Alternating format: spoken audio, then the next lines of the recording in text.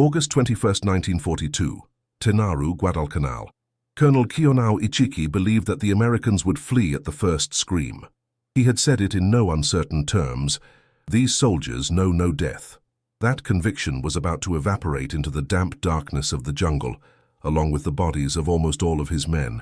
That morning, the Imperial Japanese Army faced something that its doctrine did not foresee.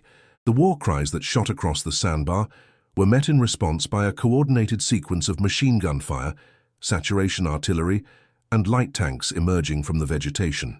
None of it resembled the hand-to-hand combat glorified by Tokyo manuals. The thesis was simple but lethal. The Japanese spirit, trained to win by will, collided with a war machine built to operate in silence, sustained by logistics, ammunition, and uninterrupted firepower. This video tells the story of how the American jungle, made up of radios, water-cooled machine guns, and redundant logistics systems, shattered the myth of Japanese invincibility. Guadalcanal was not just a battlefield, it was the first time that fear changed sides. But before we dive into the data, there's one statistic that defines this story, and what it reveals is crueler than any bullet. At dawn on August 21, 1942, 917 elite Japanese soldiers landed on the coast of Guadalcanal. By sunrise, more than 800 were dead. No naval battle, no aerial bombardment, just a strip of sand, water-cooled machine guns, and a logistical system that never crashed. It was not an ambush, it was a methodical execution. The jungle did not scream. The jungle calculated, and behind each shot, there was an entire system operating in silence. If you value this type of deep investigation based on facts, data, and real history, consider leaving your like and subscribing. This helps the channel to continue revealing the truths that the war tried to hide. During the years leading up to Guadalcanal, the Imperial Japanese Army cultivated a doctrine of warfare founded on spiritual superiority. According to their tactical manuals, unwavering discipline, contempt for death, and aggressive spirit would be enough to crush any Western force. The logic was clear and repeated in training, speeches, and military literature. Americans were technically capable, but morally weak. Soldiers raised in comfort, distracted by luxuries, unable to sustain a prolonged combat against men prepared to die. This belief was not just rhetoric. Campaign reports from China, the Philippines, and Malaya reinforced the conviction that Western troops broke under pressure, especially at night and in hand-to-hand combat. Japanese doctrine glorified the night frontal assault, the use of bayonets, the silent infiltration through the jungle. There was a deliberate disregard for heavy equipment and reliance on supplies, seen as a technical weakness that stifled the true warrior spirit. Recruit training focused on physical endurance, blind obedience, and contempt for suffering. At the officers' academy, instructors claimed that a bayonet with spirit can defeat a mechanical machine gun. On paper, Japan believed it was ready to take on a technological powerhouse. But what Tokyo's generals didn't know, or refused to accept, was that the United States didn't just have machines. They had a system that, contrary to Japanese myth, did not break under pressure. It just accelerated. On Guadalcanal, this abyss between belief and reality would begin to engulf the Imperial Army. When Colonel Ichiki was given the mission to recapture Henderson Field, he disregarded the intelligence reports that indicated strong resistance. It was estimated that there were 2,000 Marines in defensive positions. Ichiki replied, 2,000? So great. It will be easier. He landed with only 917 men, less than half of his regiment, convinced that victory would come by moral force rather than numerical or logistical superiority. Instead of detailed reconnaissance, he ordered immediate advance. Instead of consolidating positions, he marched at night, confident that American fear would guarantee victory before dawn. Ichiki's strategic mistake was deeper than a misreading of the terrain. It was a reflection of the doctrinal belief that underpinned all Japanese military thought. Americans were considered second-line soldiers. In a manual distributed to Japanese officers as early as 1941, it read, "The average American hesitates in the face of pain. Your discipline depends on comfort." Their combat power collapses without constant supply. The irony of this phrase would become evident on Guadalcanal. By 1942, the United States was producing more than 1.5 million tons of ammunition a year, 10 times more than Japan. Each American regiment had redundant supply lines, long-range radios, medical evacuation capability, and ammunition reserves planned to last for weeks, even under siege. In the specific case of Guadalcanal, the Marines of the 1st Division arrived with enough equipment to hold a position for 30 days, and even when cut off temporarily, they were resupplied by air and sea. Ichiki's Japanese soldiers, on the other hand, carried only what was necessary for 2 or 3 days. The plan was to win quickly. The doctrine did not foresee failure. It is worth a pause here. By August 1942, Japan had built one of the largest territorial empires in modern history, but its industrial capacity was smaller than that of the state of Michigan. While the Japanese produced 70,000 light machine guns a year, the Americans delivered 750,000. On Guadalcanal, for every Japanese with a bayonet, there was an American with enough ammunition to fire for hours. This was not just an advantage, it was a sentence. If this data surprised you, write here in the comments. Logistics wins. Their interaction helps spread these little-remembered historical truths. The doctrine of victory by the spirit would be tested in Tenaru. Ichiki's soldiers attacked in classical formation, night advance, silence, then war cries and bayonets drawn. But they did not find a frightened troop.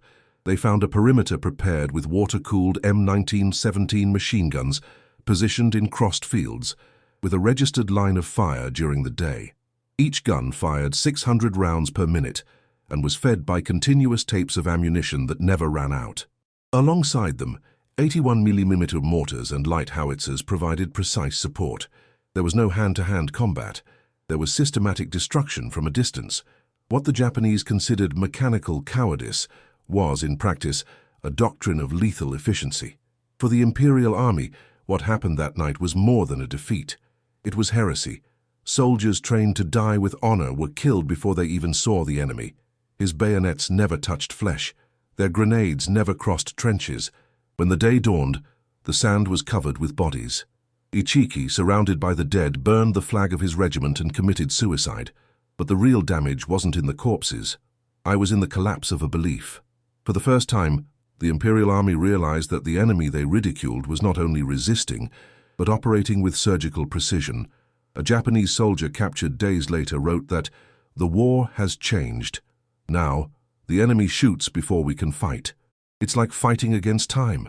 In the inner circles of the Japanese army, the news of Ichiki's annihilation was greeted with incredulity. Generals demanded explanations. How had a night frontal assault failed against troops who, in theory, should panic? The answer came not from the battlefields but from American arsenals. War ceased to be a dispute of courage and became a dispute of systems, and the Americans were just getting started. In the next part, the battlefield expands. The invisible enemy begins to take shape, not in soldiers but in structures, airstrips, fuel barrels, ammunition depots, and radio towers. And the Japanese will discover that the real power of the United States was not in arms, but in the ability to make these weapons never stop coming. On August 7, 1942, the United States landed at Lunga Point, Guadalcanal, with an objective that seemed secondary in the eyes of many Axis strategists, to complete the construction of an unfinished airstrip by the Japanese. But at that moment, amid the mud, the heat, and the constant threat of naval counterattacks, the seed of the first turning point of the war in the Pacific was being planted. The track, named Henderson Field in honor of a pilot killed in the Battle of Midway, would become in a few weeks the most strategic asset in the region. For the Japanese, a simple airfield. For the Americans, an aerial anchor capable of radiating power, deterring reinforcements, and turning a forgotten island into a logistical bastion. Construction was done under constant pressure, with Marines acting as makeshift laborers, civil engineers armed with shovels, and naval escorts racing against time. But when the first Wildcat fighters landed, the military landscape changed. Guadalcanal went from being an indefensible island to operating as a fixed aircraft carrier. With Henderson Field operational, the Americans could control the skies over the slot, the sea corridor that connected Japanese bases in the Solomons. Japanese doctrine provided for mobile air supremacy, based on aircraft carriers and aggressive squadrons. But now, each air mission launched against the Americans had to cross hundreds of miles, consume critical fuel, and face defenders taking off minutes away. The Cactus Air Force, a makeshift grouping of fighters, bombers, and patrol planes, began flying dozens of missions a day. Wildcat fighters protected the perimeter. Dauntless bombers attacked Japanese convoys before they even approached the island. Reconnaissance planes located destroyers in the dark. It was a war of attrition, and the Americans were at home. Henderson Field also became the central node of a logistics system that Japan could never match. The Marines received ammunition, food, medical equipment, and reinforcements directly down the runway. Cargo planes delivered everything from penicillin to spare parts for radios and tanks. The entire American supply chain was reconfigured to support that runway. Tankers supplied cargo ships supplied the warehouses on the coast, the warehouses supplied the runway, and the runway supplied the men in the jungle. Japan, by contrast, relied on the Tokyo Express, night missions of fast destroyers that delivered reinforcements in a hurry, without heavy supplies, under constant fire from Henderson-based aviation. During the month of September, more than 60 Japanese ships attempted to reach Guadalcanal. Less than half were able to unload successfully. Many were sunk while still en route. Those who arrived brought soldiers, but no food, no ammunition, no radios, no fuel. It was like feeding the front-line bloodless meat. Japanese officials began recording the runway's impact in internal reports. Every time we approach the island, planes appear before sunrise. The island listens. The island responds. This is the point at which war changes its nature. Japan still believed it was facing soldiers, but in fact it was facing an invisible machine made of tracks, radio stations, warehouses, and radial engines. Each American plane that took off was the end product of a chain that began thousands of miles away.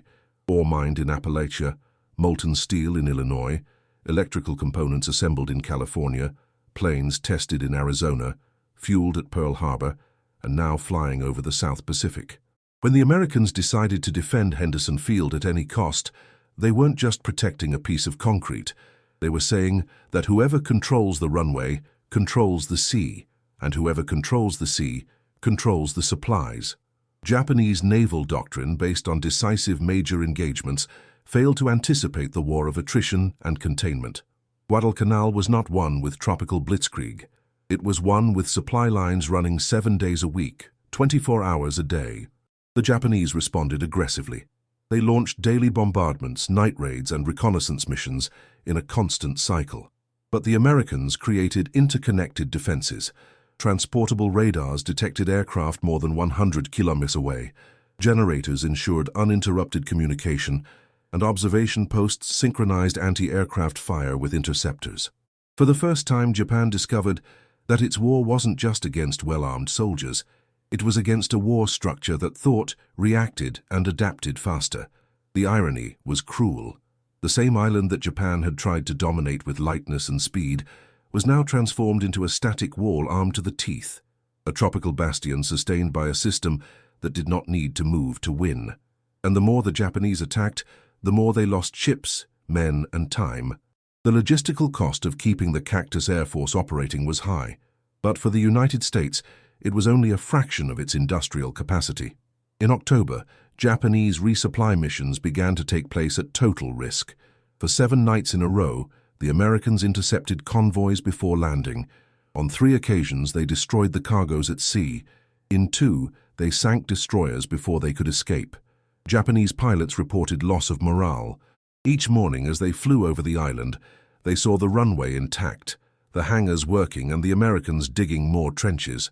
A Japanese commander, upon returning from Guadalcanal, stated in a confidential report, "It's not a clue.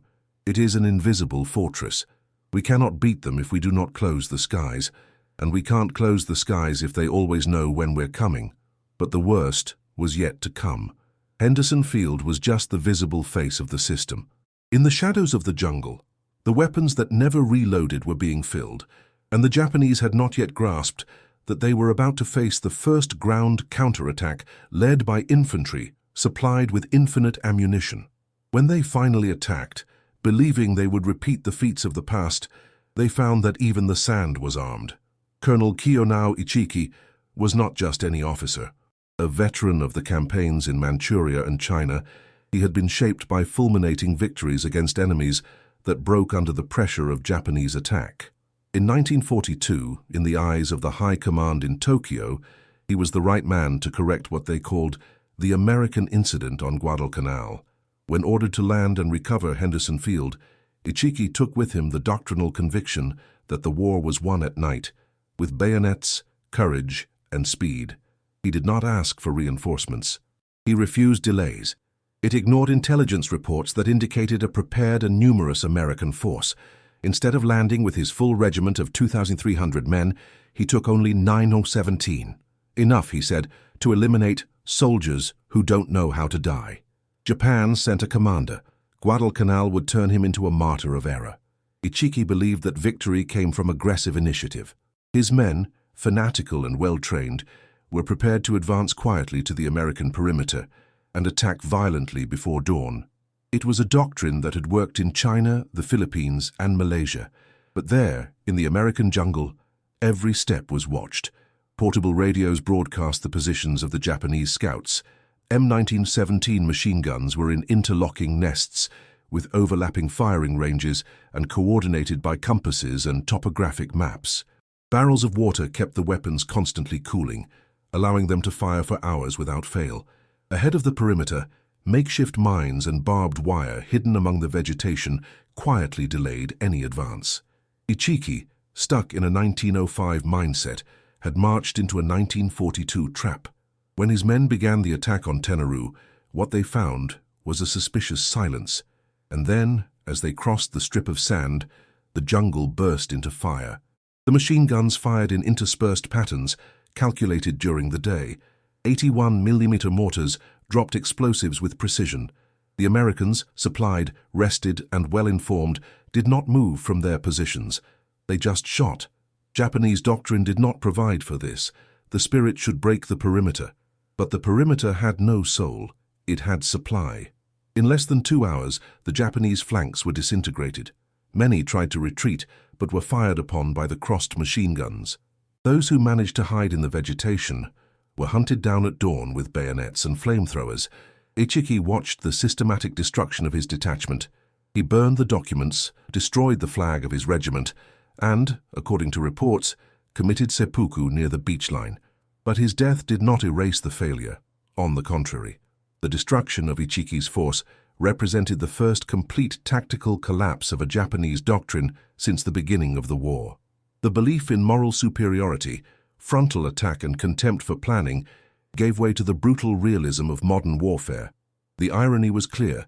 While Ichiki marched to the attack with the certainty that the Americans would flee, the Americans were stacking boxes of ammunition next to the machine guns and calculating angles of fire with artillery compasses. The episode was initially covered up by Tokyo, but behind the scenes at the General Staff, the news caused shock. A regiment annihilated in less than one night. What had failed? The command suspected incompetence. But the captured reports began to indicate another truth. The Americans had fought with surgical precision, without excess, without panic, and with a level of coordination that the Japanese did not expect from a weak troop. Over the next few days, U.S. patrols collected hundreds of bodies, many killed with shots in the chest. Still others holding bloody bayonets but who have never touched a living enemy. It was the physical visualization of a concept. Japan struggled with muscles, America with gears, and there, in front of the sea, metal won over muscle. Ichiki's name was struck out of official records. His defeat became a lesson that few dared to discuss out loud. But for Americans, what they saw that morning confirmed a greater truth. They didn't have to be braver. They just needed to keep the system running. Each rifle had ammunition. Each position had communication. Each casualty was rescued by doctors with morphine, plasma, and evacuation transport. The American war didn't depend on heroes. It depended on spreadsheets. But Ichiki was only the first. As his detachment was buried under the sand, more men, more battalions, and more promises of victory marched toward the same island. And what they would find would not be a new chance. It would be the same machine, more adjusted, more fueled, and more precise. Because while Japan sent soldiers, America sent supplies. And the war was no longer about courage, it was about permanence. The next Japanese offensive would be larger, more coordinated, and more brutal. But they had not yet understood. You cannot break a system that is constantly being replaced, and in trying to do so, they would discover that even the mud of the jungle was calibrated to kill. The dawn of August 21st, 1942, was the first time the Japanese Empire truly bled in the Pacific. At 03:30 a.m., the first assault groups of the Ichiki force advanced down the eastern bank of the Ilu River in absolute silence, hoping to catch the Americans sleeping. The plan was simple: nocturnal infiltration, mass advance, and shock rupture. But what the Japanese didn't know was that the Americans weren't just waiting for them. They were stationed with cold guns, stacked ammunition, and maps with pre-calculated coordinates. As it crossed the sand, the first wave was swept away by interlocking machine guns, firing into crossed fields that left no escape routes. When they tried to flank through the forest, they encountered makeshift mines and ambushes of veteran Marines, armed with Springfield rifles and frag grenades. With each attempt to advance, the American response was precise and relentless. In less than an hour, Japanese communications broke down, formations dispersed, and darkness was filled by the continuous sound of metal operating with absolute efficiency. At 05:06, the first M3 Stuart tanks emerged from the shadows, fighting their way through with 30 caliber machine guns and 37mm howitzers, crushing those remaining under muddy tracks. At sunrise, what you saw on the riverbank was not a battlefield. It was a death line. Bodies piled up, many still holding bayonets never before used, stretched out on the soggy sand. The Marines, in silence, collected empty cartridges, reorganized ammunition, checked radios, and cleared access roads. Each defensive position had retained its function. None of them collapsed. No man fought alone. The American doctrine, based on supply, cover, and coordination, had functioned as a precision gear. For the Japanese, the defeat was more than a surprise. It was a humiliation. The strategy of the night frontal assault, taught in the academies, venerated as moral superiority, had collapsed before an enemy who, in their eyes, did not even have the soul of a combatant. But that enemy had shown that you don't need a soul when you have a system. Each American machine gun had fired thousands of rounds, supplied by previously placed boxes. Each mortar had received coordinates the day before. Each rearguard position knew what to do if the front line gave way, and none of them did. The irony of this story is that the solution was in front of them. It was enough to stop and observe that the jungle had been transformed into an invisible fortress, where even the trees served as support for telephone lines and barbed wire. If you're enjoying unraveling these facts buried in history, show your support. Like and subscribe so we can bring you more detailed content like this. Japan that night did not lose only 800 men. He lost a doctrine. And the most unsettling thing for the High Command was not the defeat, it was the method with which it had been inflicted. The war, until then, had been won with morale, speed, and surprise. On Guadalcanal, these guns crashed into an invisible wall made of steel, repeat, and supply. But the nightmare was just beginning. In the days that followed, Japanese patrols discovered that their dead had not been collected, not out of disrespect, but out of impossibility. The land was controlled by the Americans. The advance of any new troops was intercepted before it even touched the ground, and deep in the jungle, far from the beach where Ichiki had been crushed, a new Japanese stronghold was forming. More numerous, more determined, and more desperate. They would come with everything. But America now knew. It didn't have to fight like they did. It just needed to keep working. In the heart of the Guadalcanal jungle, where the heat rotted bodies before noon and the humidity corroded metal like accelerated rust, what kept the Marines alive wasn't just courage, it was the system. Behind each fighting position were barrels of drinking water brought by tractor. Next to each machine gun, boxes of ammunition stacked in descending order of priority. Morphine, plasma, canned foods, and replacement tools circulated between lines as an automated organism. Radios operating at synchronized frequency linked each platoon to the rear, Henderson Air Force Base, and indirectly to the Navy at sea and to the warehouses at Noumea. When a position needed reinforcement, the radio call triggered a sequence of actions that started from an operator in the jungle and ended with a ship opening containers on the shore. There was no improvisation. There was redundancy. The 1st Marine Battalion, even under constant attack, received enough sea rations for 3 meals a day. Doctors had access to antibiotics, sterile syringes, and air evacuation for the critically wounded. The American system operated as a real-time war assembly line. Every cog, every function, every man was sustained by miles of planning. A machine gun never stopped firing for lack of tape. A radio never went silent for lack of battery. A soldier never bled to death from lack of plasma. In contrast, the Japanese system began to crumble the moment its soldiers left the base. The so-called Tokyo Express, a fleet of fast destroyers in charge of refueling Guadalcanal, operated under constant risk of air interdiction. To avoid American fighters, they sailed only at night, at high speed, without lights, and with limited capacity. The missions prioritized men, not cargo. Japanese doctrine believed that troops could survive with dry rice, courage, and sharp blades. Throughout September, Japan landed thousands of troops on Guadalcanal, but almost none with enough ammunition. Anti-tank guns, artillery pieces, and perishable food were sacrificed for the urgency of combat. The result was a brutal paradox: starving soldiers being pitted against well-fed enemies, bayonets against mortars. By the time intense fighting began on the Matanikau and Edson's Ridge trails, many Japanese soldiers were already showing signs of malnutrition. The extreme physical exertion, combined with the poor diet and constant humidity, brought down the combat capacity even before the first shot. It wasn't just hunger, it was physiological bankruptcy. Later reports found in corpses revealed daily rationing of 250 grams of rice per man, with no salt, no protein, no expected replenishment. Meanwhile, Americans dug trenches with carbon steel shovels, drank water filtered by mobile systems, and ate corned beef heated by small kerosene furnaces. In the medical field, the difference was even more cruel. The Japanese improvised infirmaries with sheets and cloths. The Americans built surgical stations with waterproof tents, steel tables, and artificial light. In September, more than 300 emergency surgeries were performed at Henderson Field, with a survival rate above 70%. Seriously injured people were flown to the rear in less than 12 hours. A Japanese soldier wounded in the jungle had two options: die of infection or commit suicide before being captured. American logistics was not just support, it was a weapon. Each day that passed, the system extended its advantage. New deposits appeared in the rear, vehicles were disembarked, long-range radios replaced damaged models. Henderson Field became a lung that breathed jet fuel, poured out supplies and oxygenated the entire front line. For the Japanese, the jungle began to close in. Isolated troops lost contact with the command. Entire groups disappeared without knowing where the Allies were. A Japanese officer reported, "We lost sight of the enemy.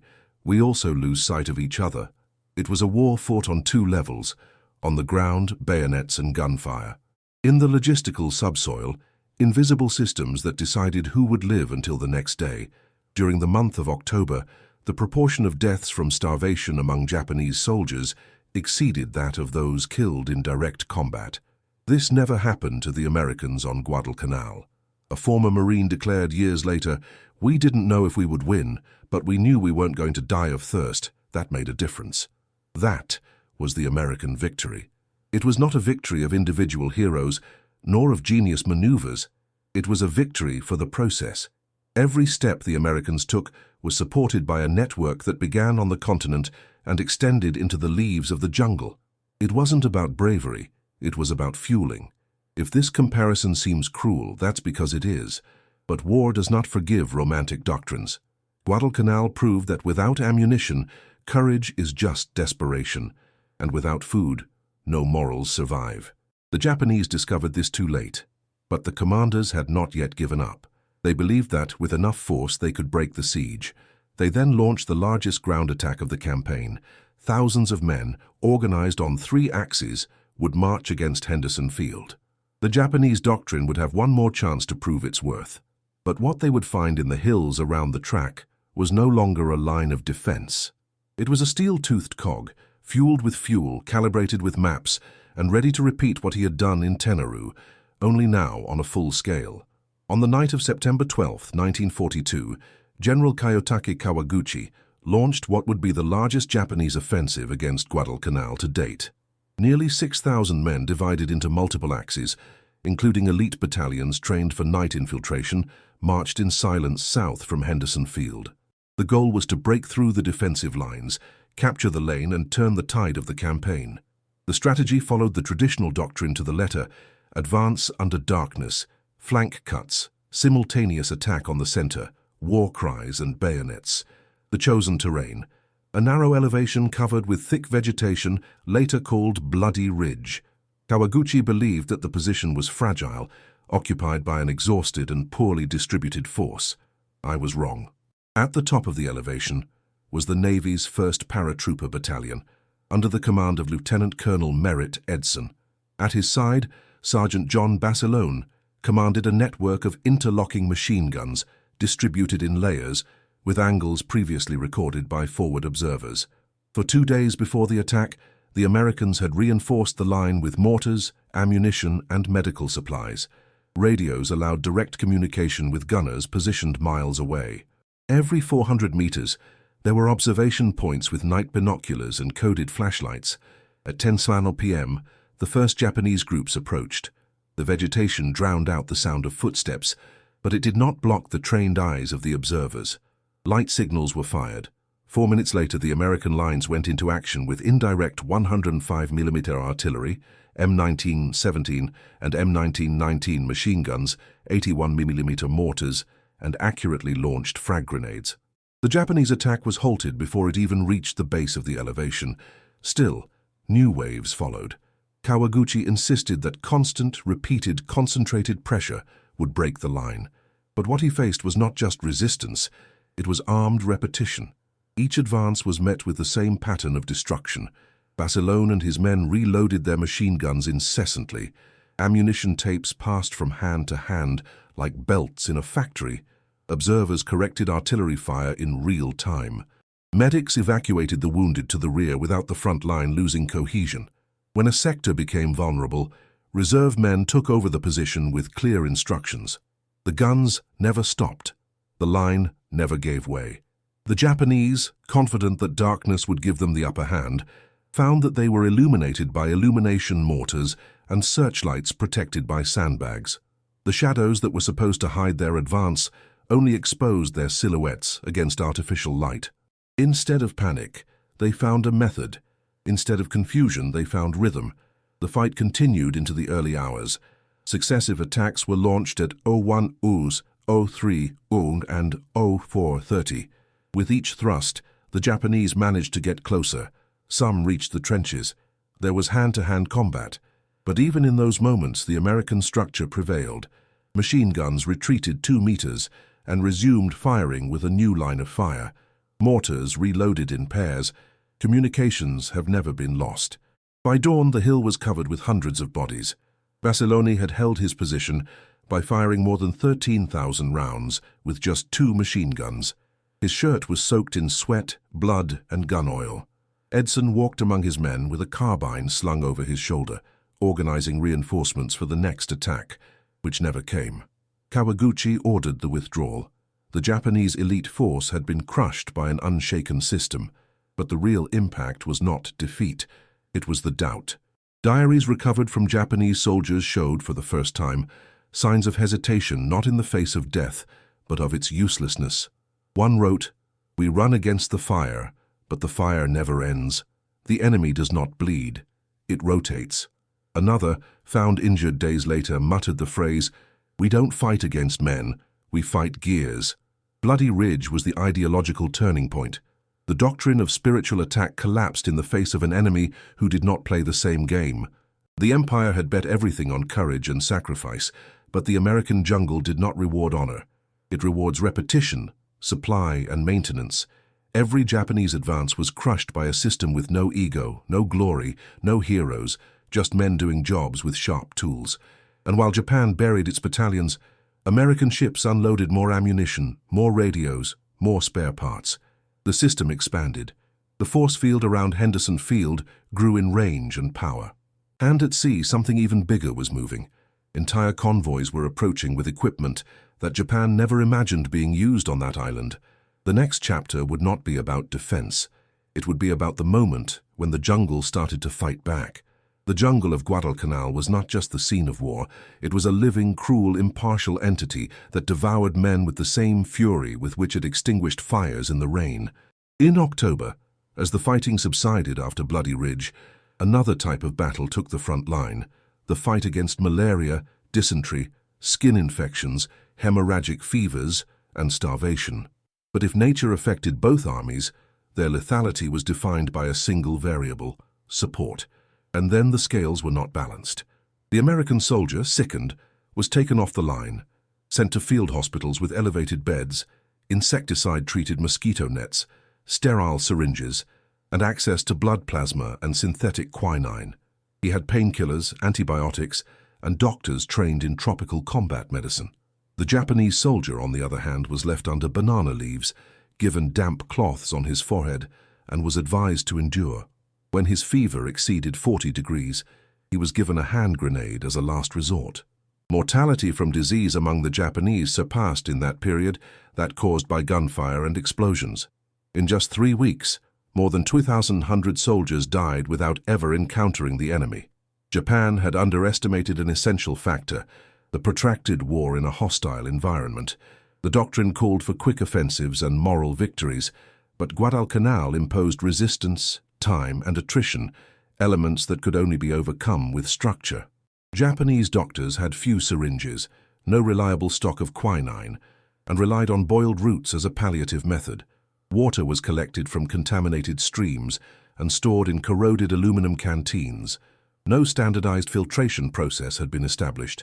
In contrast, the Americans installed in less than 60 days 5 field medical posts, with a capacity for more than 1,200 rotating patients. Each infantry position had first aid kits containing morphine, sterile bandages, and sulfur powder.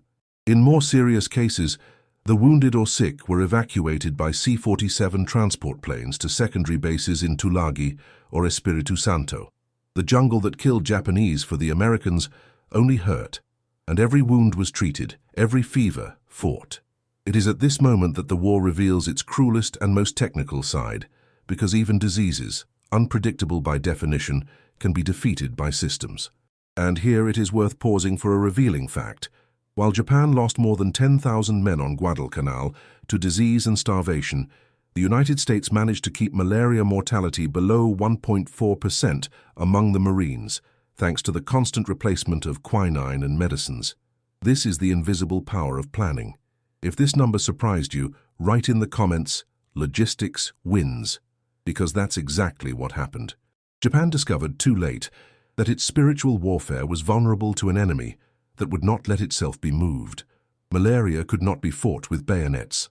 The fever did not recede in the face of honor. And when an army depends on courage to face its own biology, the result is not glory, it is collapse. Recovered diaries show Japanese soldiers delirious, writing farewell letters to mothers who would never know where they were buried. Many died without even knowing what killed them. On the American side, the war against diseases was hard, but there was method. Before each patrol, soldiers were given preventive pills, instructions on drinking water and wound cleaning. Latrines were built with calculated distance between rest points and eating areas. Even the garbage was buried with standard. Guadalcanal was not just a military operation, it was a sanitary operation. The superiority was not only in the weapons, it was in the forecast. While Japan treated the jungle as an obstacle to be overcome with will, the United States treated the jungle as a variable to be mastered with logistics. Every mosquito bite, every untreated wound, every unmedicated fever was accounted for and fought with supply. And there, in that environment where courage could do nothing against the invisible, the American machinery showed its true face, but Japan still believed it could turn the tide. Behind the scenes, the High Command was planning a new offensive. They still thought victory was one attack away. But on the other side of the island, unbeknownst to the Japanese, a new kind of reinforcement was coming. It was no longer just riflemen. They were the engineers, the radar operators, the coastal gunners. The system now not only remained, he evolved. And the American jungle, once only defensive, was about to become offensive, because the next phase would no longer be about resisting. It would be about smashing. At dawn on October 23, 1942, Japan launched its last major attempt to reverse Guadalcanal. It was the all-or-nothing offensive. The plan called for multiple coordinated attacks against the American positions around Henderson Field, with the hope of breaking through the defenses at 3 points and ultimately capturing the runway. But there was something different this time: tanks. The Imperial Army had deployed a small force of Type 97 Chiha light armored vehicles to the island, believing that their presence would break the balance of the defensive lines. For the Japanese, it was the final piece that was missing. To the Americans, it was just another target for a system that had already learned to kill before it could see. The tanks crossed the Matanikau River in heavy rain, covered by vegetation and with infantry support. The mud jammed the flanks and slowed the advance. Still, in a matter of minutes, 6 armored vehicles were in formation on the East Trail. It only took 4 minutes of aerial observation, 2 radio codes, and 3 coordinated shots by American howitzers to destroy the first 2. The following were hit by direct fire from M3 Stuart, operating on a hidden flank, with armor-piercing ammunition calibrated for the Japanese armor. Newly distributed bazookas, operated by mobile platoons, eliminated those who tried to retreat. By the end of the offensive, all Japanese tanks had been destroyed. None even reached the defensive perimeter. The collapse was fulminant. The infantry, demoralized, lost the rhythm of the attack and retreated in disorder. Japanese radios failed with interference. The command lines, already hampered by vegetation and lack of updated maps, broke down in less than 30 minutes. American artillery, positioned days earlier with millimeter coordinates, swept through the retreat zones. Heavy machine guns and mortars completed the encirclement. There was no prolonged fighting. There was methodical annihilation. Reports from Japanese survivors are unanimous on one point: there was no individual error. There was a systemic error. The recurring phrase was, "We didn't know what to do when everything failed at the same time." The attack, planned based on the doctrine of rapid movement and moral shock, encountered a wall of wire, concrete, ammunition, and sensors. The presence of tanks, which was supposed to cause panic, only activated pre-established protocols among the Americans. It was like setting off an industrial trap. Each armored vehicle burned under crossfire as operators tried to maneuver on trails laid out for ambushes. The most symbolic point of the defeat occurred at 6:10 a.m. that morning. One of the Japanese tanks, damaged but still functional, advanced to within 80 yards of the American line. It was destroyed by a demolition charge placed by a single Marine, trained precisely for this situation. It was the portrait of modern warfare. It was no longer about bigger weapons, but about faster processes. Japan didn't just lose tanks that day. He lost the initiative. For the first time, the Japanese command on Guadalcanal admitted that it could no longer retake the island. The following orders did not speak of victory. They spoke of containment, of gradual retreat, of preserving forces. The American machine had turned the tide. In the rear, while the Japanese collected what they could, the Americans unloaded more field radars, replaced old radios with long-range models, installed new power generators, built new supply depots, and planned for the next phase, pushing the enemy off the island. Because for the United States, the war was already won. All that remained was to finish the accounting. And while this was happening, the gear did not stop turning. In Washington, new convoys were already being prepared. At Pearl Harbor, more soldiers trained for jungles they had not yet set foot in. Guadalcanal was the beginning, but the real shock would come when Japan realized that this model, this structure, and this system, they were only the minimal version of what was yet to come. When the dust of defeat settled on Guadalcanal, what the Japanese were left were not trenches. They were diaries, small notebooks, pieces of paper wrapped in waterproof cloths, hidden inside rotting uniforms or buried under mud.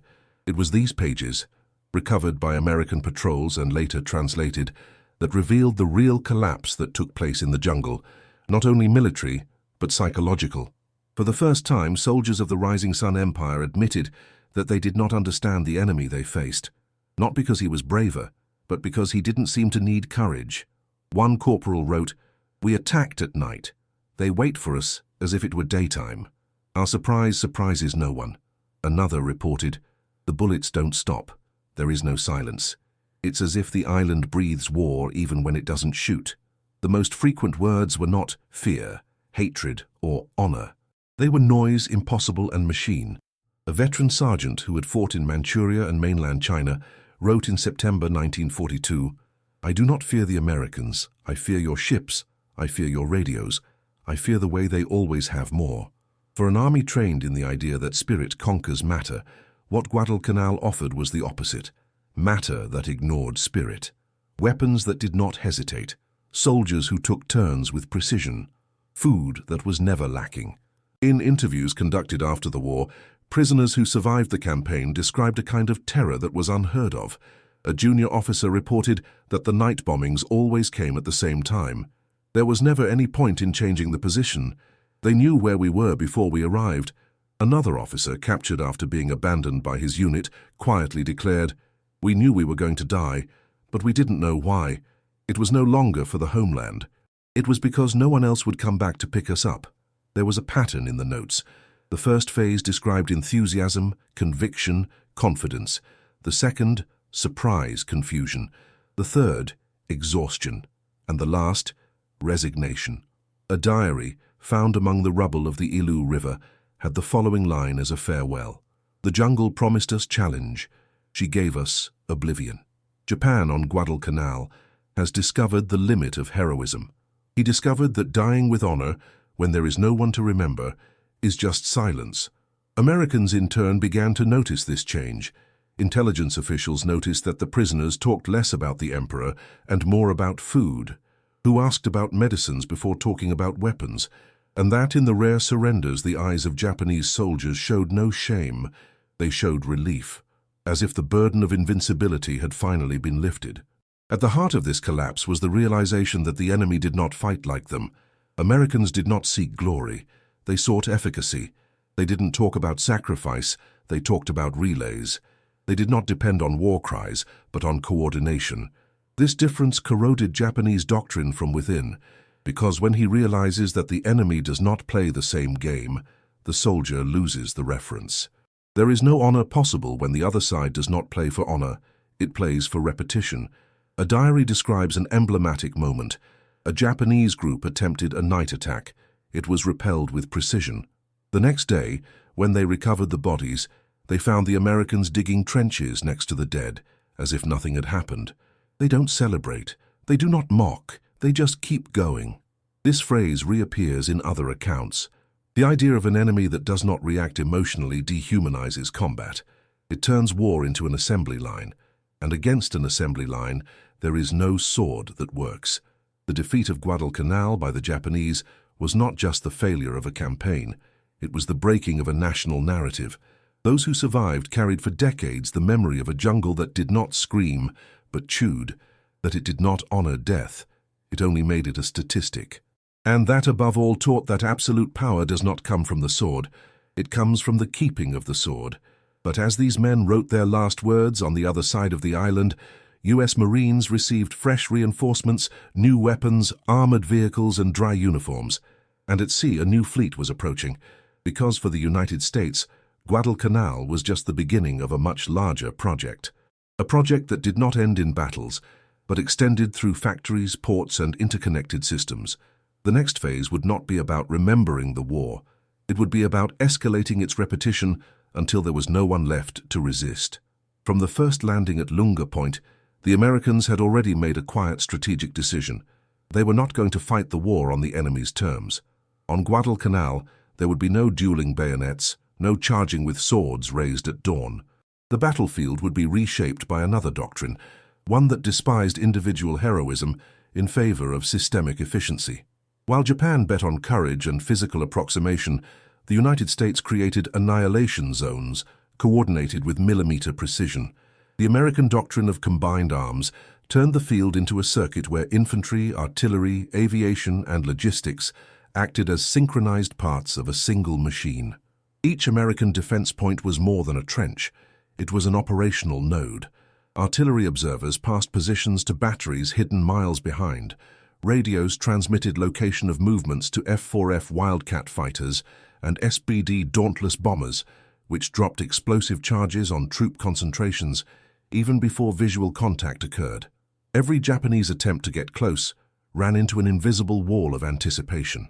And when they finally managed to advance, they found delimited firing ranges, with interlocking machine guns and pre-positioned grenades. Hand-to-hand combat, which for Japan was the pinnacle of war, had become an impossibility. The doctrine of economy of force, a central concept in American strategic thinking, established that victory would come not from direct confrontation, but from destruction at a distance. The priority was not to fight bravely, but to avoid fighting. This required not only technological superiority, but an absolute mastery of communication, supply, and time. It was a war of logistical tables, consumption graphs, and coordination spreadsheets.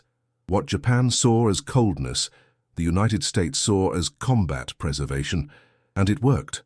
While Japanese soldiers trained for the ultimate sacrifice, American soldiers trained to keep the line running. For every Japanese bayonet, there was a box of American ammunition. For each Fury charge, a radio line transmitting air support. Losses were calculated, attacks timed, resources counted by ton, not by bravery. In Guadalcanal, the fight began to be governed by efficiency formulas. This difference in doctrine generated a kind of frustration in the Japanese that would soon become despair. Many attacks, planned on the basis of the element of surprise and proximity, simply evaporated before they even occurred. What the Japanese army considered the decisive moment of the spirit was now pulverized by 105mm howitzers and coordinated bursts of Browning 30. Courage, with no room to manifest itself, was transformed into statistics. An emblematic episode occurred at the end of October when a group of Japanese scouts was sent to map an American position in the western sector. After 2 days of careful infiltration, they found the area completely empty. It was a bait.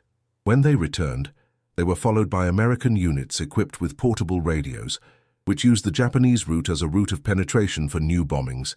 The American war was not made of resistance. It was made up of absorption, study, and coordinated response. This model was so efficient that in certain sectors, the number of shots per combat exceeded the presence of soldiers. In specific defense zones, the Americans spent as much as 4,000 rounds per position, not out of necessity, but to make sure no one approached. The enemy did not need to be seen. It was enough to be predicted. The doctrine of not facing Japan in its specialty proved to be the greatest invisible weapon of the United States. By denying physical confrontation, the Americans disarmed the very essence of the Japanese army, which sought its maximum value in the clash. The culture of bravery, suicide attack, and honorable death short-circuited against an enemy who preferred to kill from a distance and continue supplying positions with almost industrial tranquility. A Japanese commander wrote, after observing the American line from Henderson Field, "There is no weak point. Where there is a lack of men, there are plenty of guns. Where there is a lack of weapons, there is plenty of ammunition. Where we don't see anyone, we hear the radio." The whole island seems to operate with one brain. For Japan, the defeat was realizing that there was no way to beat an entity that did not feel. And this model, which had started as a defense, was now preparing for offensive. Because if Japan could not break through the American line, it would soon find that this same line was now moving, not as cargo, but as a wave. And waves don't retreat, they cover. In the next phase of the war, the unthinkable would occur. The Americans would stop waiting. They would come to get it. The American victory at Guadalcanal was marked by accuracy, firepower, and logistics, but it was also marked by deep, dark circles, prolonged silences, and a type of exhaustion that cannot be healed with rest. The Marines who held the island for more than 6 months made it out alive, but they were never the same. The before and after photos of Guadalcanal reveal men who looked like they had aged a decade in a few weeks.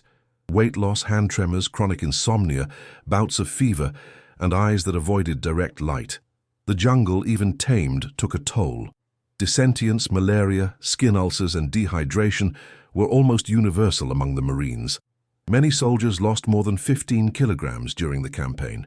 Others left the island with blurred visions, symptoms of liver collapse, or widespread infections. Doctors recorded nervous breakdown in soldiers who, even outside the front line, panicked when they heard branches breaking at night. The accounts of the survivors are revealing. One radio operator wrote, "We spent the whole time waiting to die, and when we didn't die, we didn't know what to do anymore." But there was a crucial difference. The Americans had the structure to come back. Every 30 days, rotating groups were replaced. After the line left, There was rest, hot food, medical care. Those who could no longer operate were evacuated to hospitals in the rear, and most importantly, there was institutional recognition that the trauma was real. The system knew that it needed to preserve the man in order to preserve the machine. By the end of the campaign, 7,000 Marines needed medical evacuation. Of these, more than 60% were not injured by bullets, but by disease and exhaustion. Still, almost all survived. They received treatment, food, and rest. After months in the jungle, they returned to the ship and found clean sheets. For Japan, this was luxury. For the United States, it was doctrine. In contrast, the Japanese army on Guadalcanal offered no rotation. The doctrine was one of resistance to the end, with minimal replacement of troops. Many soldiers spent more than 90 continuous days at the front, without showering, without hot food, without adequate rest. Deaths from fatigue and collapse were not treated as casualties. They were expected. It is in this contrast that the real difference lies. Both sides bled, but only one of them could stop it. The American victory was not clean, but it was sustainable. Each Marine in shock was supported by a cog of thousands of workers, doctors, engineers, and technicians. The war was bearable, not because it was lighter, but because there was an entire country holding the brunt. Now consider this data. Between 1942 and 1943, the United States produced more than 2.4 million individual first aid kits for its troops in the Pacific. Japan, in the same period, was unable to standardize even 30,000 units. If this impresses you, comment on shocking data, because it was this kind of silent difference that decided the fate of the war. And even among those who survived, the mark of Guadalcanal remained. Veterans report recurring nightmares with machine gun sounds, the smell of burning flesh, and the empty-eyed sight of lost comrades. One of them stated, "I won on Guadalcanal, but I left something there that never came back."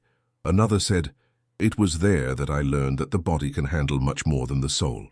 But there was a support network waiting for these men. The Department of Veterans, created years earlier, was strengthened to handle the psychological cases of the war. American medicine began to study the effects of trauma in the field in a more scientific way.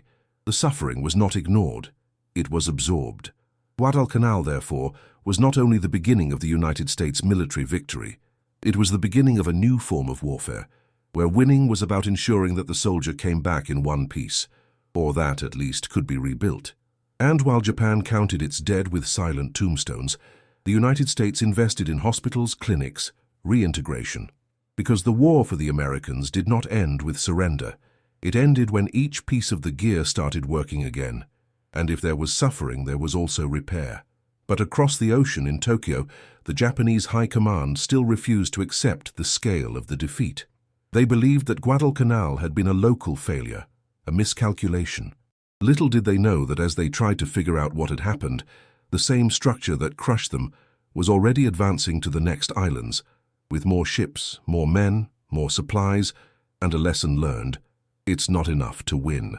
It is necessary to sustain the victory. On Guadalcanal, Japan was fighting soldiers, but gradually it became clear that these soldiers were just the front line of something much bigger, an invisible entity, powered by oil, steel, and the pace of production. It was possible to kill a man. It was possible to destroy a position. But how do you kill a system that doesn't stop? With each bullet fired by a Marine, a new one was manufactured before the previous one even hit its target. With each grenade thrown, another was already sailing through the Pacific. Japan was no longer fighting a troop, it was fighting factories against Detroit, Pittsburgh, San Diego, against cranes, conveyor belts, and boilers that never cooled down. Evidence was everywhere.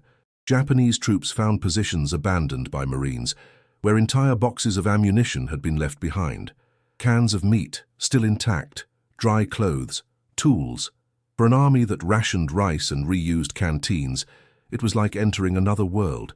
A Japanese prisoner interrogated after the November offensive asked why the Americans wasted so much ammunition shooting at night in areas where no one was there. The answer was simple: because we can. That phrase for the enemy was more devastating than any bomb. The logistical impact was brutal. For every ship sunk by the Japanese, 3 others appeared. Between 1942 and 1943, the United States launched an average of 1 new cargo ship every 5 days. Japan, in the same period, could barely replace the ones it lost. As Japanese warehouses emptied, Americans began stockpiling supplies for campaigns that had not yet been planned. It was war in pre-production. The line between soldier and worker disappeared. A worker in Detroit was, in practice, more lethal than an armed Japanese officer. A naval engineer in San Francisco had more strategic decision-making power than many field generals, because the countryside was now supplied by industrial decisions, and for Japan this was inconceivable. War was, for them, a territory of honor. For the United States, it was the territory of efficiency. The most symbolic example came with reports of Marines using ammunition to mark their way through the jungle. They shot at trees, logs, or the ground just to guide patrols. When captured, a Japanese officer refused to believe that this was true. For him, each cartridge was counted, weighed, rationed. Each shot had to justify its cost. On the American side, each shot was just another line on the replacement worksheet. This disparity was soon reflected in morale. The Japanese troops began to understand that even when they won a skirmish, they won nothing, because the reconquered position would be bombarded in hours, resupplied in days, and defended by new men in weeks. It was a war where time played against it. For every bayonet wielded, there was a convoy of ships crossing the Pacific with tanks, radios, uniforms, and supplies. Modern warfare revealed its true face, that of a competition between economies, not between armies. And in this field, the United States had already won even before the first shot. The American war machine produced 11 times more steel than Japan, 8 times more oil, and 20 times more vehicles. If this surprises you, write in the comments, "Logistics wins," because that's exactly what happened. Japan, in turn, tried to adapt with patches. Officers improvised bamboo spears, units wore repeated uniforms, food was fermented in the camp itself. None of this could withstand the rain of lead and explosives provided by a nation that had turned war into an assembly line. In late 1942, the Japanese command at Rabaul received a disturbing report. The Americans had installed more than 18 new heavy artillery pieces at Henderson Field in just 10 days. It was not known where they had come from, how they had been transported, or why they had not been detected. The answer was simple. Because while Japan was still trying to fight the last war, the United States was already operating the next one, and this next war would not only be fought in jungles, it would be fought on islands farther and farther away, where American logistics would remain the invisible spear that preceded any flag. Japan still believed it was facing men, but what would come next would show that was not the case. They were facing a system, and the system hadn't even accelerated yet. In the heart of the Guadalcanal jungle, there was a silence that came not from peace, but from extinction. The war, which had begun with shouts of attack and bayonet snaps, now fell silent around bodies huddled under leaves, skeletons curled up in rotting uniforms, eyes open that would never blink again. There were no crosses, there were no flags, there were roots, mud, and bones. Thousands of Japanese soldiers died on Guadalcanal without ever firing a gun. They were not killed in combat. They were consumed by starvation, typhus, malaria, and the total absence of help. The Imperial Japanese Army, sustained by the doctrine of absolute resistance, did not provide for evacuation. There was no plan to rescue the wounded. A soldier who could no longer walk was no longer useful. In many cases, he was given a grenade, with instruction to use it on his own body. In others, he was left to his own devices, with a small bowl of rice and a request for forgiveness. The jungle of Guadalcanal has become a graveyard without rites. Around the battlefields, Americans began to find corpses of uninjured soldiers, starved to death, surrounded by gnawed tree bark and vomit-stained stones. American reports described Japanese positions where the only activity was the sound of flies. Improvised hospitals with banana leaves, where the bodies of the dead lay next to the dying, for lack of men to bury them. At many points, the Japanese presence was only noticeable by the smell. The jungle was beginning to return them to the land even before the surrender. To the Marines, that was incomprehensible. They expected resistance. They faced bravery, but nothing prepared them to see soldiers who had given up not out of cowardice, but out of abandonment. An American lieutenant wrote, "We did not understand how so many could die without a fight, but we soon realized they couldn't, and no one came to pick them up." Japan had sent its best to Guadalcanal, and had left them there. Supply ships were sunk before reaching the coast. Those who managed to land brought more soldiers but not more food. It was the total inversion of the logic of war. With each reinforcement, the situation worsened, because each new man was another mouth without rice. Many Japanese soldiers went weeks without full meals. Reports indicate that some ate poisonous roots out of desperation. Others, when they saw American troops approaching, did not react. Not by surrender, but by inability. The bodies had already turned off. The war for them had ended weeks earlier. This tragedy was not accidental. It was a direct result of the Japanese doctrinal belief that supply was secondary and that the spirit would overcome any material limitations. On Guadalcanal, this belief proved to be a suicide pact. Officers demanded that the men hold positions without artillery, without ammunition, without medicine. Those who disobeyed were executed. A diary found by Americans bore a final note. "I have a fever. I haven't moved for 2 days. My sergeant died yesterday. The water ran out. I was told that a grenade will come tomorrow. It didn't come." He was found dead next to the trench, with his eyes turned to the sky and his hand still holding the diary. For the United States, the sight of these silent bodies was also a strategic lesson. It showed that Japan was not only unprepared, it was committed to an unsustainable form of war. It was like fighting someone who burned his own army to keep a flame of honor burning, a flame that no longer illuminated anything. In one of the last patrols in the south of the island, a group of Marines found 22 bodies in a Japanese camp. None had been shot. None had visible wounds. Just extreme malnutrition, frayed uniforms and feet with gangrene marks. One of the bodies was hugging an empty canteen. Next to it, a pot with boiled leaves.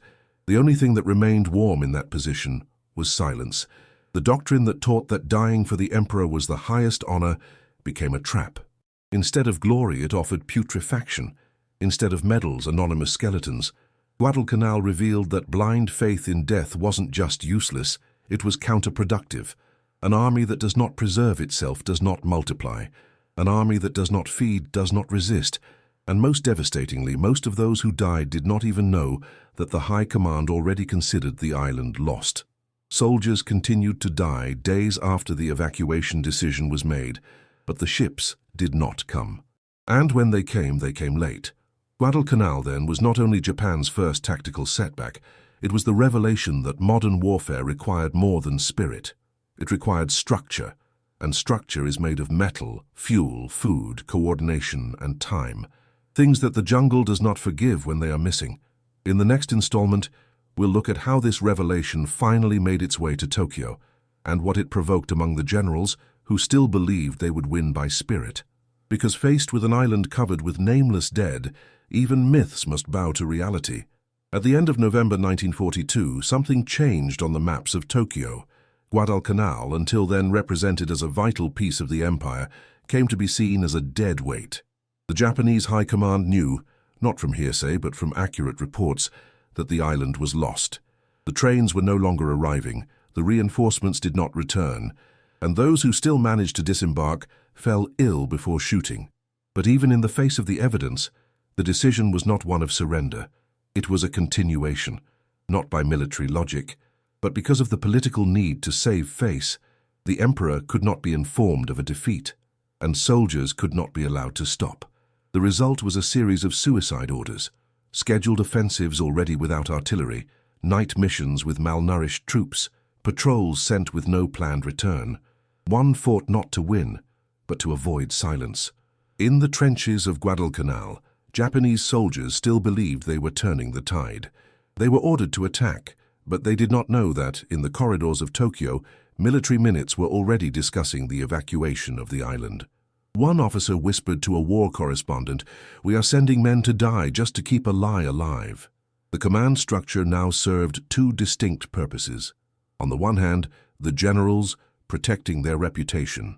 On the other, soldiers fighting for their homeland, unaware that the homeland had already abandoned them. The Imperial Army ordered 3 more attacks between December and January. All failed. All were preceded by long speeches of motivation, promises of reinforcements and patriotic messages, and all resulted in massive casualties with no territorial gain. The American lines barely moved. The Marines, already experienced, only recorded coordinates and prepared indirect fire. There was no longer any surprise, there was repetition. An American sergeant described one such attack as a funeral procession that I didn't know had already been buried. The Japanese came in groups, poorly armed, hungry, without cover, and yet they attacked. Because the order had been given, the doctrine did not provide for questioning. The irony of this story is that the solution was in front of them. It would be enough to stop the attacks, remove the men, reorganize. But the doctrine of honor was inflexible, and while officers discussed the best way to announce defeat without losing imperial dignity, more than 1,000 men died in combats that did not alter the map. If you're enjoying unraveling these facts, show your support. Like and subscribe so we can bring you more in-depth content. This separation between command and troop reveals something deeper, the moral collapse of a structure that could no longer distinguish sacrifice from waste. Guadalcanal had ceased to be a battle. It became a cruel staging, officers in security ordering predictable deaths only for their names not to be tarnished by a public retreat. In January 1943, the Japanese commander in the field, General Hyakutake, was finally given clearance to evacuate. But even so, the order was kept secret for weeks, as a political precaution. The soldiers continued to die, even with ships already positioned to rescue them. Instead of urgently preparing for the withdrawal, the High Command prioritized creating a narrative. In official documents, Guadalcanal was not a defeat. It was a strategic transfer of forces, but the men in the trenches received no transfers. They received more orders, more hunger, more deaths.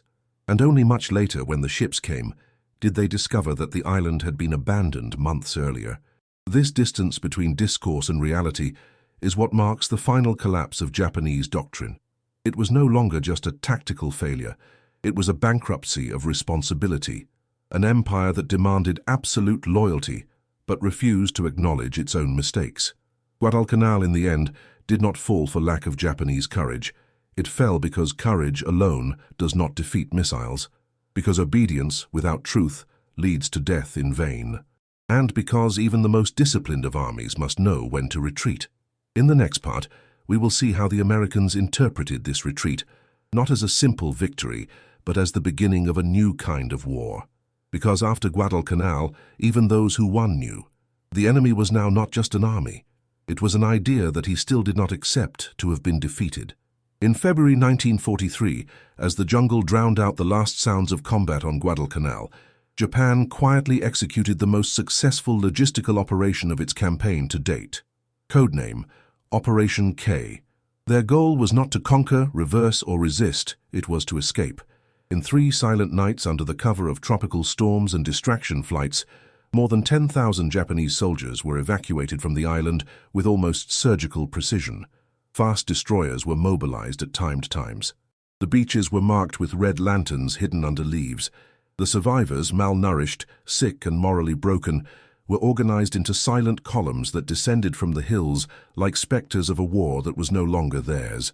And by the time the last group embarked, unbeknownst to the Americans, the Imperial force had executed its first and only major operational success on Guadalcanal. And ironically, that success was to escape. For months, Japan had insisted on defending every inch of that island. But in the end, the most effective operation was the one that confessed, without words, that all was lost. The evacuation was so efficient that the Americans did not realize until days later that there was no more resistance. The patrols moved forward in silence, finding only empty camps, torn flags, and abandoned trenches. In some of them, carved wooden messages were found. "We survived, but we didn't win." There were also remains of imperial flags buried under stones, as if even the symbols wanted to hide. Under the Japanese command, the evacuation was celebrated as a success. Reports praised the accuracy, speed, and ability to preserve forces for future battles. But among the soldiers who returned, the feeling was different. An infantry officer upon landing at Rabaul wrote, "We were not saved, we were spared the end, but what is left of us will not be good for the beginning of anything." Japan had won the evacuation, but he had lost everything that had made it necessary. This retreat exposed an uncomfortable truth. The greatest Japanese tactical triumph had been a retreat movement. Operation K proved that Japan had competence, organizational capacity, and bravery. But that all of this had been used to hide strategic failure. The irony was not only bitter, it was brutal, because the men who returned did not take with them trophies, maps won, or victories to report. They carried scars, malaria, nightmares, and the certainty that the Empire had not protected them. It had only sent them away too late. For the United States, the evacuation was analyzed coldly. General Alexander Vandergrift, commander of the Marines, declared that the enemy did not flee, he was withdrawn with military honor, which means that he knew he had lost and could no longer hold his own. For the Americans, the victory at Guadalcanal was the baptism of fire of logistical doctrine. The battlefield was not won with bayonets, but with cargo ships, radio systems, runway engineers, updated maps, and drinking water tanks. The Japanese realized this too late, and when they did, there was only one choice left: to retreat, fast, and in silence. Operation K also proved that, if it wanted to, Japan could have saved thousands of lives earlier. But the choice to keep up the appearance, to sustain an illusion of offensive honor, was costly. It cost months of suffering, thousands of deaths, and a logistical breakdown from which they would never recover. Because, while carrying out the removal with surgical precision, the United States was already preparing the next operations on an industrial scale. Detroit produced engines, Los Angeles assembled tanks, Chicago trained pilots, and San Diego was becoming the largest port for sending troops in the world. The Japanese evacuation, although well executed, was a last gasp in a scenario where oxygen had already been monopolized by the Americans. It was an impressive achievement, but it only underlined how much they had failed before. In the view of the soldiers who survived, the retreat was a liberation and a condemnation. Liberation from the jungle that killed them every day. Condemnation to the memory of what they had lost: friends, health, and the sense of fighting. Many would never return to combat. Those who returned did so with the eyes of someone who knew they would face the same fate, only on another island. In the next part, we will see how this quiet failure shaped Japan's entire strategy from then on, and how the United States, with its dominance of Guadalcanal, came to dictate not only the pace of the war, but the terms of the military reality itself in the Pacific. Because after the escape, something even greater would come: the siege, and with it, the slow and irreversible collapse of the Japanese Empire. Guadalcanal was not just an island, it was a mirror, a brutal and merciless reflex that showed every army and every nation exactly what was behind their uniforms, doctrines, and speeches. For Japan, the jungle revealed the limit of courage. He showed that spirit is no substitute for food, that bayonets do not bring down planes, and that dying with honor does not alter maps. Every thwarted Japanese attack, every malnourished soldier crawling through the mud, every silent retreat screamed the same truth: without logistics, doctrine is rhetoric. The cult of death, without supply, turned into despair, and the enemy, who should have been inferior in spirit, proved superior in preparation, tactical discipline, and technological integration. The Japanese offensive doctrine, designed to win quickly, collapsed in the face of an adversary who did not need to run, just resist with infinite ammunition, interlocking positions, and daily supplies. On the other hand, the United States also came out transformed. Guadalcanal was the first time that American logistical doctrine was tested under real and constant fire, and it worked.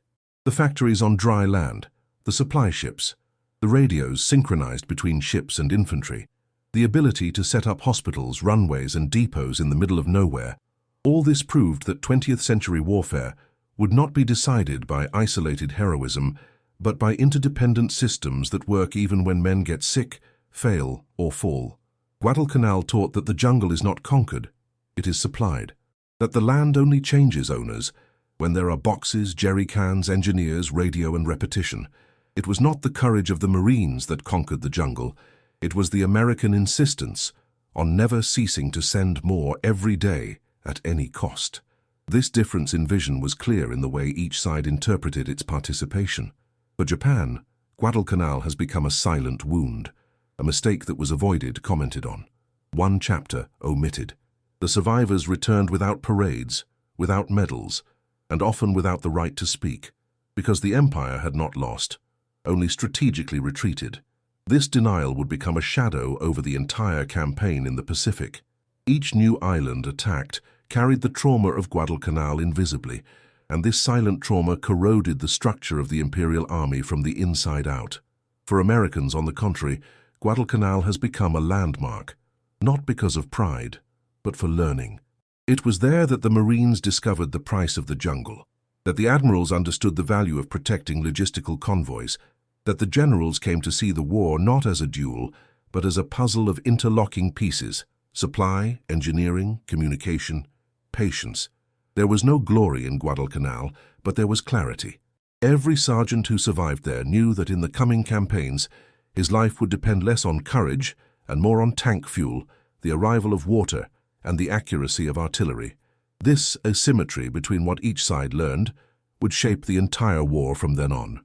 Japan, insisting on the offensive, would deepen its logistical collapse with each island. The United States, by strengthening the system, would make each new invasion faster, more lethal, more industrial.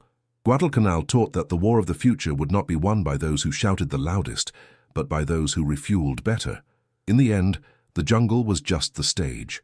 What really clashed on Guadalcanal were two visions of war, one based on sacrifice, the other in supply, one anchored in honor, the other in efficiency, and the jungle, impassive, watched, absorbed. And finally, it revealed who was prepared for the 20th century and who was still fighting as if they were in the 19th. In the next part, we'll understand how this learning shaped not only the Pacific campaign, but American military identity, and how Japan, still bound by codes of the past, saw a new kind of enemy emerge, not just armed, but adapted. Because from then on, the war would change scale, and Guadalcanal's mistakes would be charged on even larger islands, at even more ruthless costs. When the American ships left Guadalcanal behind, taking their survivors on board, they were not just carrying Marines. They carried fragments of men who would never be the same again. The war had stayed on the island, yes, but fear, heat, the smell of rotting flesh, and the sound of gunfire at night embarked with them. For many of those young soldiers, the victory was just the end of the mission, not the end of the nightmare. Upon returning to the United States, they won medals, handshakes, and parades. But inside them, there was another, much quieter parade. That of memories. Memories of friends who rotted without burial, of bodies piled up next to the firing position, of nights when the sound of footsteps in the forest was confused with the heartbeat itself. Guadalcanal was not a memory of glory. It was a specter that would accompany them for decades. One veteran wrote, "The victory was ours, but my soul stayed in the jungle." Across the ocean, the Japanese who managed to survive the retreat carried a different pain. It was not the trauma of war, it was the shame of survival. Indoctrinated to die fighting, many of them spent years believing they had not done their duty. Some hid their participation in the battle, others were silent forever. A sergeant of the 28th Regiment reported years later, "When they ask me where I've been, I say in hell, and I leave it at that."